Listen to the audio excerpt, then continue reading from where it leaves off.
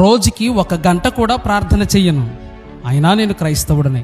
ప్రతిరోజు వాక్యం చదవను, అయినా నేను క్రైస్తవుడనే. క్రమంగా మందిరానికి వెళ్ళను, అయినా నేను క్రైస్తవుడనే.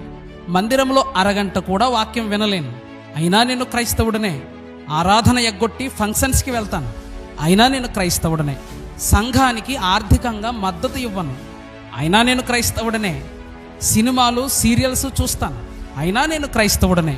అబద్ధాలు బూతులు మితిమీరి మాట్లాడుతాను, అయినా నేను క్రైస్తవుడనే.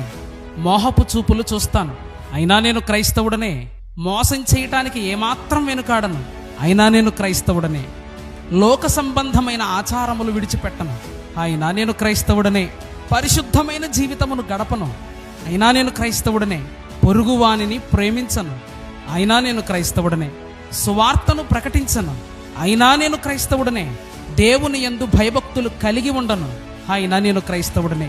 దైవజనునికి విధేయత చూపించను, అయినా నేను క్రైస్తవుడనే. నిస్సహాయులను బలహీనులను ఆదరించను, అయినా నేను క్రైస్తవుడనే. వాక్యానుసారముగా జీవించను, అయినా నేను క్రైస్తవుడనే. నేనింతే, నా బ్రతుకింతే, నేను మారను. చూసారా, ఇది నేటి క్రైస్తవుల తీరు. క్రైస్తవులమని చెప్పుకుంటూ క్రైస్తవులు కాని సాతాను సమాజం.